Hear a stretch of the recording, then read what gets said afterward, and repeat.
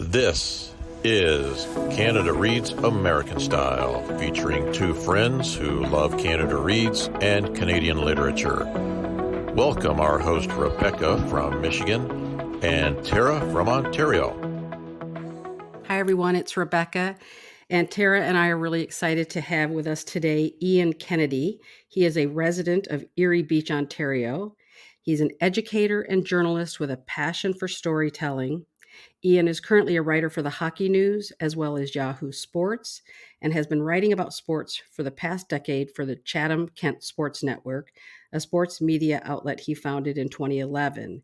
His stories have also appeared in the Globe and Mail, Outdoor Canada, and Canadian Horse Journal. Ian's debut title, On Account of Darkness, Shining Light on Race and Sport, will be published this month in May by British Columbia's Tidewater Press. Welcome, Ian, to our podcast.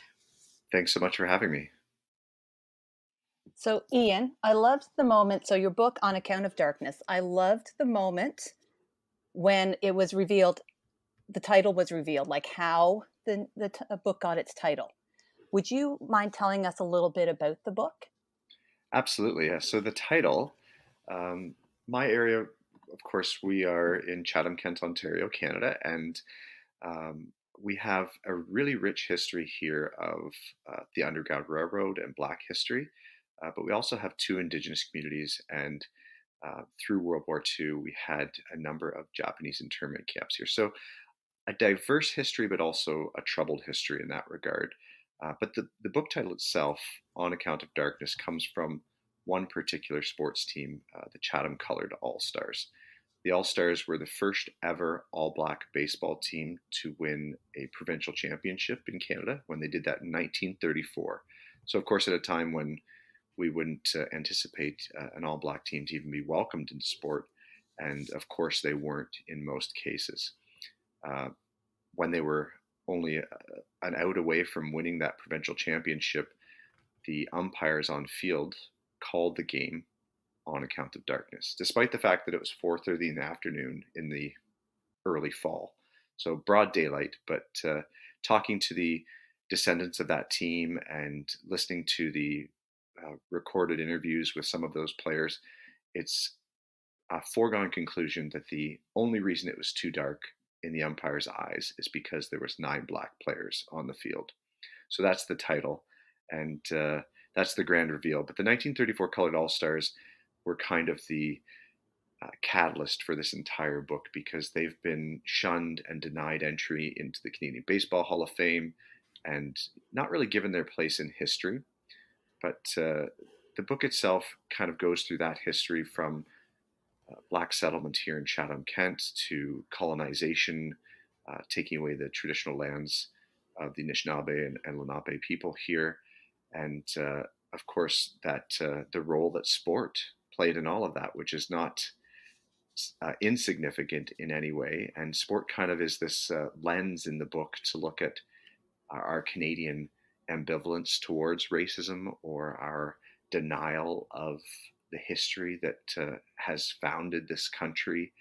And it's not as much about scores and results and recalling, the actual ins and outs of the games as it is looking at the families, the people, and those issues, whether it be Indigenous youth that learn sport at residential schools, or Japanese internees playing, Japanese Canadian internees playing sport in their work camps, to those first all-black baseball teams or notable black athletes and coaches. So it really is a book about that perseverance, about how sport can uphold racist ideology, and I hope it starts a conversation, I guess, on this topic, or makes racism or anti-racism and anti-oppressive work accessible to some people that might not have otherwise considered that topic. Well, it's funny because Tara and I, as we were reading the book together, we kept saying, oh my gosh, did you know about this? Can you believe this? There were so many things in the book that surprised both of us. And, Tara's Canadian. So, I mean, even that was a surprise. Some of those things were a surprise to her as well. So My question, though, is how and when did you decide to chronicle BIPOC sports stories in your area specifically? Obviously, it's really a rich area for sports information, sports history, I should say. And I'm curious, I'm going to throw this in too to ask about your research. How in the world did you start to research? Because what you dug up is amazing. I can't even believe it. And then I was wondering too, how easy or difficult was it to find a publisher for this book? Yeah, so I have been writing about sports locally, as you said in the intro there, since 2011. And throughout that time, I did pick up stories about some of our local athletes. I learned about Fergie Jenkins, who Fergie was the first ever Canadian inducted into the Baseball Hall of Fame. He's going to have a statue of himself erected outside of Wrigley Field, a famous Chicago Cubs baseball player. And his father played for those 1934 Chatham Colored All Stars. I learned about Ed Penance, who's from Wapuu Island First Nation here, and he learned how to play baseball at Shingwalk Residential School and then became the first quote unquote full blooded. That's a whole other issue in itself. Controversial term that if you read the book you'll pick up. But he became that first ever Indigenous player in Major League Baseball in 1903. And I'd always known about people like Bob Azumi, who's a great Canadian bass fisherman, TV personality, etc., who was a Japanese Canadian man whose father came through internment and settled here because while building roads in Rondo Provincial Park, he fell in love with the area. So I knew about a lot of the stories, but I didn't really get too deep into it until the pandemic, which is probably the same for a lot of people. But storytelling's been kind of a part of my family life forever, which again is talked about in the book, that my grandparents taught me to love stories. They were people that fled communism in Europe following World War II and settled in Canada. And I would sit at their table every week, and they would begin this beautiful waltz back and forth, changing who led the story as they went. And every week they would tell me the exact same stories over and over and over again. And I thought I had them perfectly memorized. I promised myself I would write them down. And when my grandparents passed, I realized that the nuance of their stories had disappeared to me. I'd lost them. I didn't know when the pause would come, the mischievousness that my grandmother would have in the story, the running jokes that my grandpa would like to throw in there and smile as he did it. I lost those things from time to time. And when I discovered these other stories, um, stories of the Chatham Colored All Stars, or Mel and Herb Wakabayashi, two men that were born in Japanese internment camps and went on to do wonderful things. I didn't understand why I hadn't heard the stories before. I grew up 10 minutes from Uncle Tom's Cabin, which is a famous Underground Railroad terminal here, and I never visited it in my life. I didn't know what North Buxton, another Underground Railroad terminal here, was until university, and I had never heard of a residential school until my again fifth year of university. So I didn't understand why these stories weren't being told to me, why I hadn't heard them. So your question, how I decided was as soon as I realized all these things, it was important. Um, and the pandemic gave me time to move from knowing bits and pieces about individual little stories to really chronicling um, the history and digging deeper into it, because there were no live sports, right? So I got to take the time to dive into history itself, and that the other aspect of that is that I've always had an interest in social justice, in um, challenging the culture of sports, whether it's masculinity or racism. And I've loved celebrating underrepresented groups and LGBTQ plus athletes, women in sport. So yeah, I got a time to sit and do that. And the pandemic definitely provided some challenges with that research. Libraries were closed, museums were closed.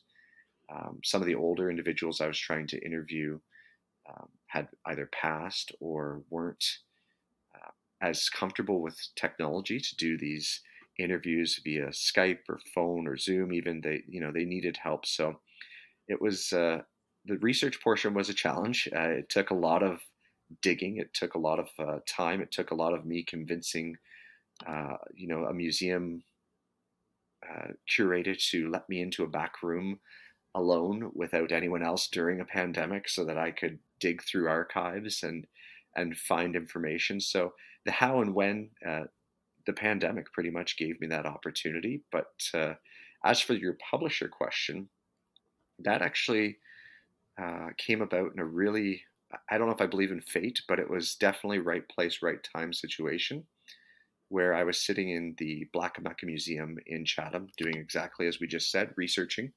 At this point, I thought I was going to be writing a self-published book that would be maybe interesting to some local historians, but not many other people. And, that might have been my own naive nature at that point. But I was sitting there researching the Chatham Colored All Stars of all things.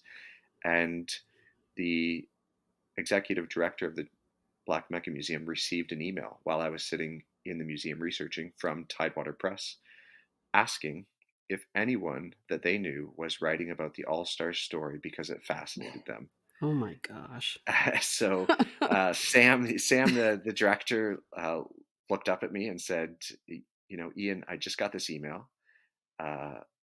You're writing about it. And I said, yeah, I'm writing about this. And so we sat down at the computer and emailed them back. And about 5 days later, I'm in a meeting, a virtual meeting, of course, at the time, with Tidewater Press. And we talked it through. We saw some writing samples, and a book was born. So it was such a just, I don't even know how to describe I know that so many people struggle for so long to find a publisher. And had I wanted to do that myself, I probably would have been the same way. And it just came about that I was sitting in the museum when an email came in. So that is actually the story. Okay, yeah, Wow. right time, right place is amazing because I can't imagine a better story than that. Yeah. Well, one of the things I want to mention to all of our listeners too is when I started reading the book, I mean, even in the beginning, the intro, that grabbed me. And I think I even sent you a text message and I just said, oh my gosh, just that opening part was just so beautiful. And I knew I was in for a great ride with this book. And I want to tell everybody that if you love sports, you're going to love this book. And if you aren't a big sports fan, it doesn't matter. Pick up this book, because what I loved is the style and the way that you did this. And I wanted you to talk a little bit about your style choice and drawing parallels to your own life experiences, because it absolutely grabs the reader and keeps you invested through the whole story. I mean, the story itself is great. All the stories are great, but just that parallel to your own life, it was amazing. So can you talk a little bit about that? Yeah, that wasn't as much of my. I guess there was some stylistic. I love writing, and I haven't always loved. I love writing sports stories, but I haven't always loved reading nonfiction. So I wanted to create a way where my love for storytelling, whether it be fiction or nonfiction, came through, and tried to show that there was more to these issues than, how we politicize everything and talk about it that way. I wanted to show the people and the feelings in them. But I'm white, so writing a book on racism is a little bit. It shouldn't be me. They're not my stories. So I personally approached it as a preservationist of the stories, not as the storyteller per se. Even though I love storytelling, I wanted to, as I said, I watched my grandparents' stories disappear, so I wanted to preserve them. But as I started doing that by hundreds of hours of interviewing people, descendants, athletes themselves, family members. Some of the Black and Indigenous leaders that I was speaking to really started to guide me through the process. And one of the main suggestions that kept coming up was, as I would tell them about, never being to Uncle Tom's Cabin, or growing up in my hometown of Wallaceburg, where we were taught at every single turn that uh, white people were superior to indigenous people, and indigenous people were this and that, and they thought that was important. As I said, the leaders in those communities, and they said, it's crucial to place yourself within the story. They thought that the journey that I was describing to them of my own ignorance and uh, being raised steeped in racism and being a part of the systems of oppression throughout my youth was important to know, and important for other people to see that we're all in this interwoven, wonderful story of life that has many horrible periods of time.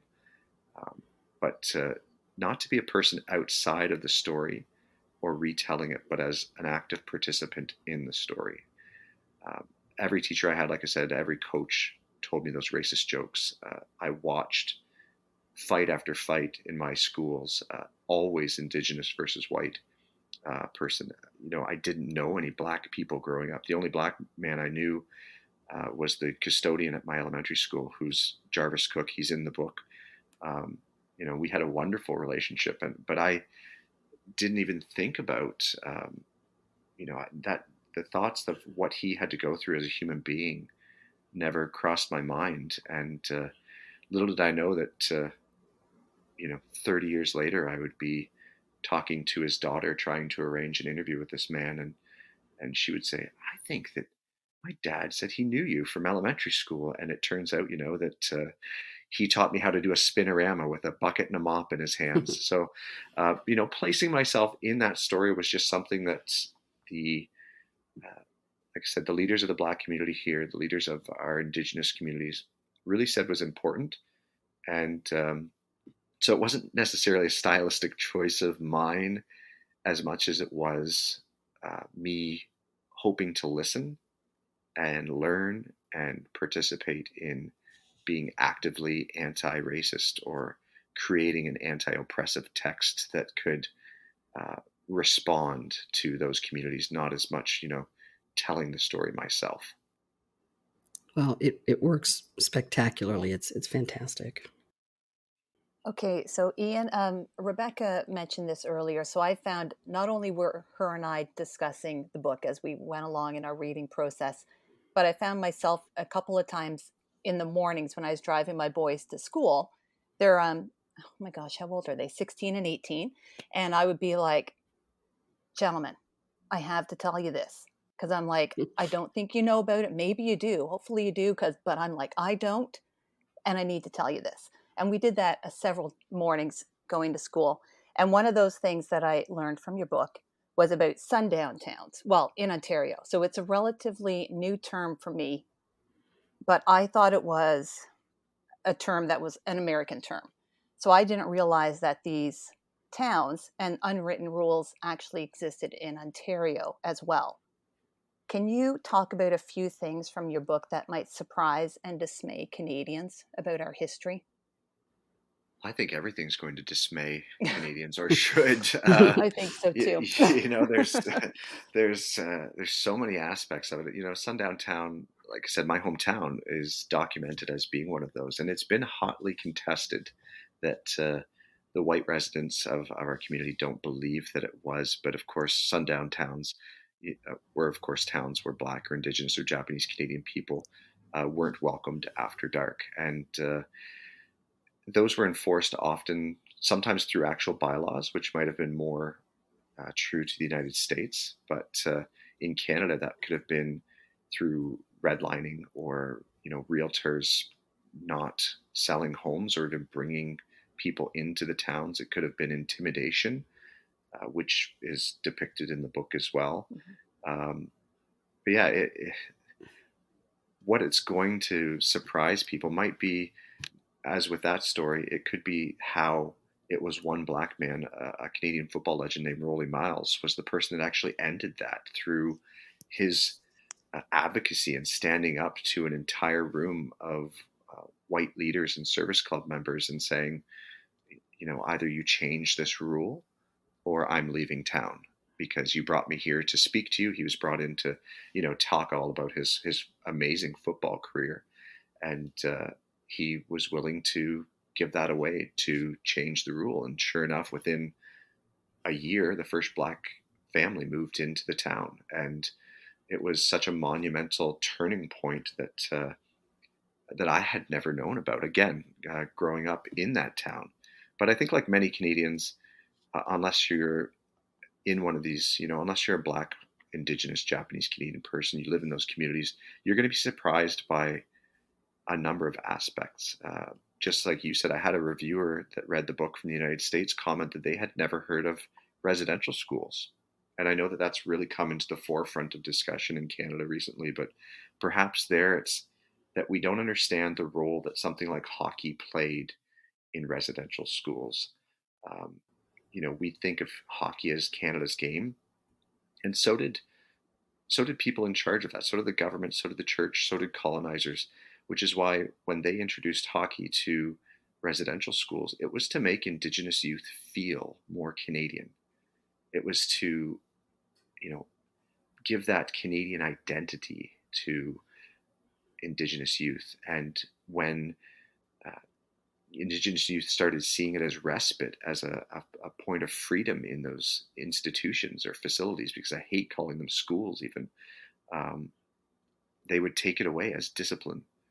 And that was, the way that sport has been used to uphold uh, the systems of oppression that we face, I think is incredibly powerful. Or uh, Japanese Canadians. I mean, that's a history of forced internment and being forcefully dispossessed from their homes that Canada's really only recently uh, come to reckon with. And I mean, I don't think that most Canadians know how that all happened. That after the bombing of Pearl Harbor, Japanese Canadians, they had their homes confiscated, their boats confiscated, their cars confiscated, and the Canadian government sold all of those items to pay to forcefully intern Japanese Canadians thousands of miles away from their homes. And that, following the war, these people who had been doctors and engineers and business people and teachers were, then without a home and found themselves working on farms in communities like Chatham-Kent, which is what brought, like Vicky Sunahara, two-time Olympic gold medalist, seven-time world champion, gold medal winner, hockey player from Canada. Her father came to Chatham-Kent right after the war as well and settled here. And her family was raised here. That's how Bob Azumi came here. That's how the Wakabayashi brothers came to be here. And it's just an unspoken part of history. And I think that's what most Canadians are going to be surprised at in this book, is that there are so many unspoken parts of history. And it will be interesting to see how sport actually ties to that. So everything will surprise, I think. Yeah, I agree. I agree. It's I had so many moments throughout even the Bob Azumi, when you first started talking about him, about his father, the name, I didn't connect it, but I'm like, the name is familiar. And then all of a sudden I went, oh my God, it's Bob Azumi. And I went to my husband. I'm like, Bob Azumi is in the book. My husband will be reading the book. I loved the book. So now I want to move on to lacrosse. It's one of my favorite sports. I haven't played it. I don't intend to. I am far too wimpy. But my youngest started playing in grade 4. And we love the sport. It's a great sport. And I really enjoyed the parts of your book that discussed lacrosse when it was traditionally played and how it's moved forward. I was hoping you could briefly discuss the history of lacrosse a little bit and where you see the game headed in the future. Sure, yeah, that's, of course, lacrosse, as we call it, was not really lacrosse. That's, of course, a French term, right? So when we look back to it in the book, we talk a lot about it as Bagataway, or the creator's game. And we discuss it as being medicine in Indigenous communities. It was a spiritual game, a spiritual practice that served many purposes outside of our current understanding of sport, which is a colonized version of sport where everything's competitive. There must be a winner, there must be a loser. We don't play it for health, for our mental health, as much as we we could or should. It's not as much of a community connector. It's a community divider, pitting one person against the other. So like many things, lacrosse was colonized by white settlers. In this case, in Canada, the main perpetrator of that was a man named William Beers. He was, of the ilk of men at the time that was looking to remove all things Indigenous from Canada. So you can tie him to the Ryersons of the world.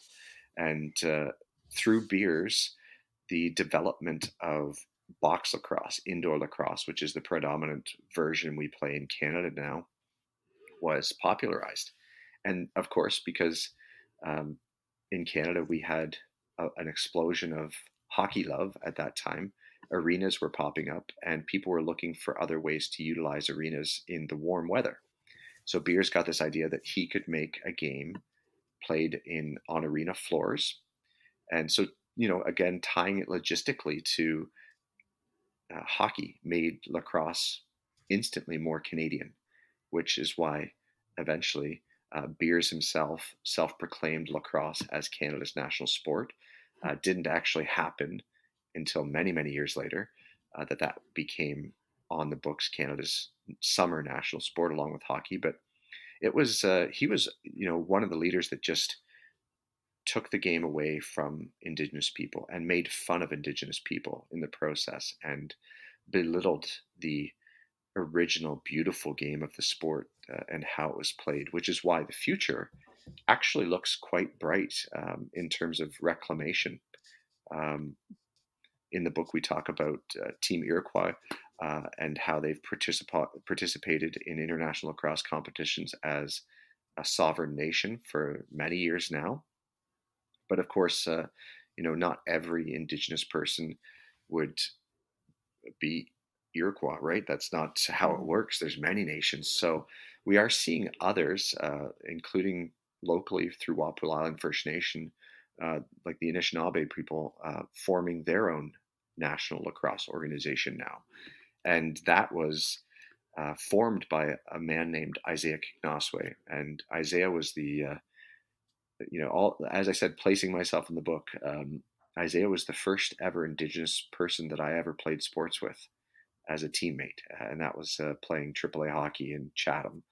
And I remember him so distinctly because of that. And his dad, I remember even more clearly because he would come to the games and he was this quiet, thoughtful man, and he had this long ponytail, and they looked different than us. And that was something in hockey that, having grown up playing this all-white sport on every team, that was caught my attention, of course, as a kid. And but he has formed this beautiful version of the game, not formed it, but reignited it and brought it back where, we're seeing it played with wooden sticks and in fields again. And it's exciting. If the pandemic hadn't hit, the Anishinaabe team would have already played at international competition. But I think that's the future of it. And I would love to see more nations doing that again, because that's the way the sport should be. The challenge will be getting the international governing bodies of lacrosse to recognize that, including something like the Olympics, which right now would not be welcoming to Indigenous nations participating sovereignly there. So there's going to be some battles, but that would be the ultimate goal, where we would see lacrosse really reclaimed, even perhaps renamed back away from lacrosse itself in some versions. So, but it's really beautiful what Isaiah Kiknoswe is doing there, and he's been such a driver in that sport and the reclamation of it. Yeah, that's amazing. I look forward to seeing what's going to happen with the sport. I have a question that I'm going to throw at you, Ian, because now all of a sudden, as you were talking about some of these things, that dawned on me. How do you think your book will be received by your wider community in that part of Ontario? That is a question I have pondered myself many times.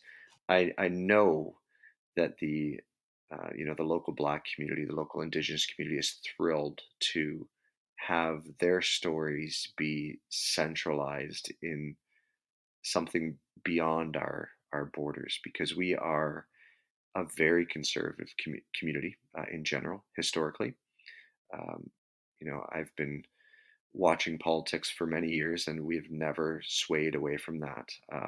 And that doesn't mean anything in terms of how you believe in treating people, but we do have a foundation on conservatism here, and I'm not sure how it will be received.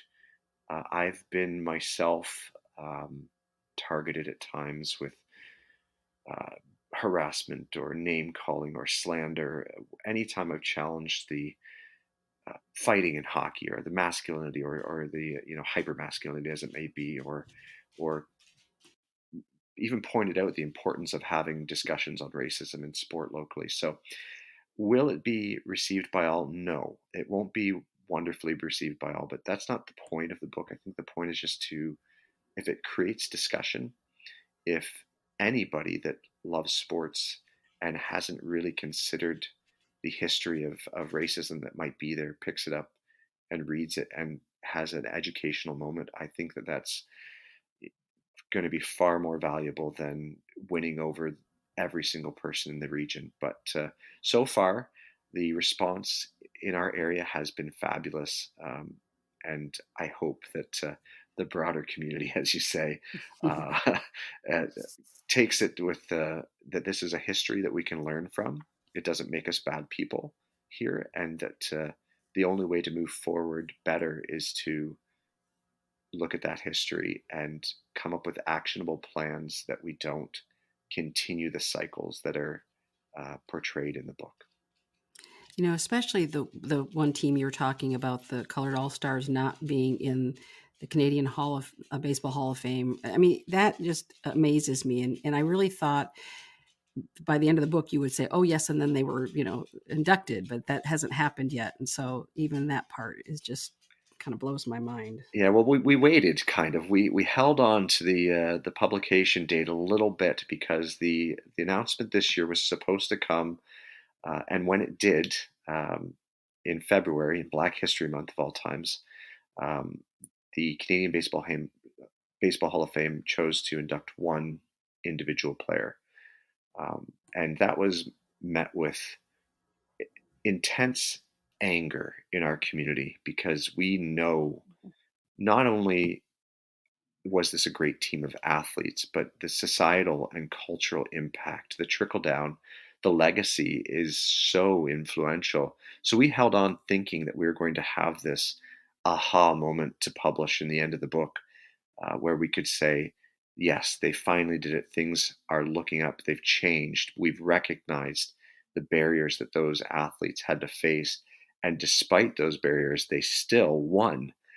Despite the fact that they were spit on, they had stones thrown at them. They couldn't sleep in hotels. They couldn't eat in restaurants.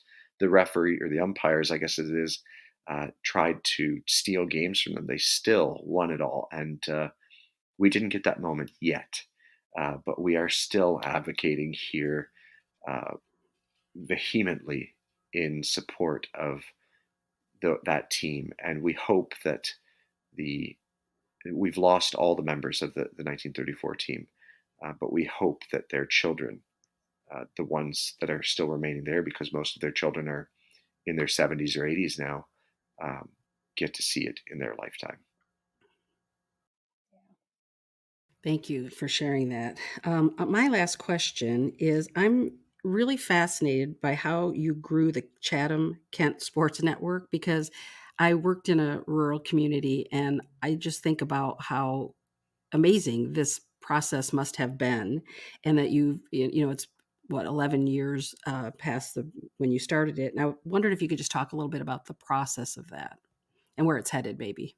Yeah, so I love writing. I loved sports, and in 2011, I just decided to amalgamate the two. And I guess it's kind of started, as all maybe small writing projects do, as a little blog. And I just started, reporting on things I knew, hockey teams and our local junior teams. And I'd find the basketball scores and the baseball scores, the really simple things that any sports reporter would do. And then as it grew, people start wanting to see their pictures online. Internet news outlets were really booming a decade ago.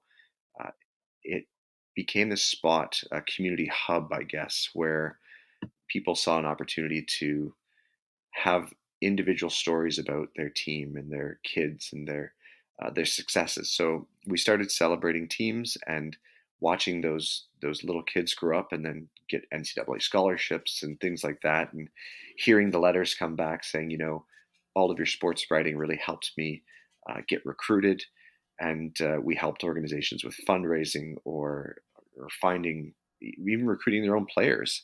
So for me personally, it was a community building tool that just kind of continued blossoming. But it was also for me a spot where I got to be acquainted with the people that are in this book, where I first discovered, the Fergie Jenkins. Fergie was one of the first people that I ever covered for the Chatham-Kent Sports Network back in 2011 when he had a Canadian stamp made with his likeness on it. I went to the event and talked to him there. And it was the first spot that I wrote about the Colored All-Stars and Wilfred Boomer Harding, who's in there. That's a monumental figure in the book. And all of these people that I would have otherwise, being a passive sports fan, watching, the Detroit Red Wings, who's my favorite team, or the Toronto Maple Leafs, who are my cheering nemesis. But seeing them on TV, I would have never known about all of these people had I not really dug into my community. But it was also this spot where I got to create my own voice. And for me, that really started with challenging sport culture, which, as I mentioned before, kind of has resulted in not being the most popular person at times. But there's so many conversations that need to happen in sport, whether, like I said, it's about hypermasculinity or gender inclusion, or in this case, racism, that without having an outlet of my own to build out my thoughts and to build out a writing style, I don't think I would have ever been ready to be hired by the Hockey News, which was my dream magazine. I read that since the day I could hold a magazine in my hands. I had it from the black and white newspaper days of it to now this beautiful color magazine and website, or Yahoo Sports. I mean, I would have never had the experience to write a story and tell a story and challenge these things without the Chatham-Kent Sports Network being that spot to create local conversation, respond to people, and learn how to research. And it became this baby of mine that I have yet to give up. And I know that with the book and these other writing outlets that I'm working for now, it is definitely becoming a challenge to, keep my hands in all the different pots per se. But I hope that it continues for a long time to serve that role in our community of celebrating youth and promoting youth sport and healthy active lifestyles, but also in challenging those age-old views that have kept people out of sport or made people feel like they aren't welcome in a locker room. And it's something I grew to love and spent a lot of time with, and I'm thankful that I did it, because otherwise I wouldn't have been sitting in the Black Mecca Museum that day researching a baseball team and getting a random email from a publishing company to write a book. So it all led to one point, and I'm glad that I'm here. That's fantastic. Well, Ian, we just want to thank you so much for chatting with us today. We want to encourage everyone to pick up a copy of this book when it is widely available, and by Tidewater Press, or probably if you want to name other, I assume will be at Indigo and Chapters. Is that? It is. Yep. I mean, you can get it everywhere you can get your books online. My first choice is always check those little independent bookstores if you're in Canada. I know we're in something like 35 cities already right now across Canada, from New Brunswick over to Vancouver Island. So, we are, it's everywhere right now. I'm getting emails every day from different shop owners that are picking up the books. So Look for it. You're going to find it, but I would love to see the feedback from more people across Canada about what they learned and how this book impacts them. Great. Thank you so much, Ian. Thank you for Ian. having me. Thank you for joining us on our bookish journey. If you enjoyed this episode, please consider subscribing, rating, and reviewing Canada Reads American Style wherever you listen. You can connect with the podcast and Rebecca on Instagram at Canada Reads American Style, and with Tara at On a Branch Reads. Until next time, keep reading.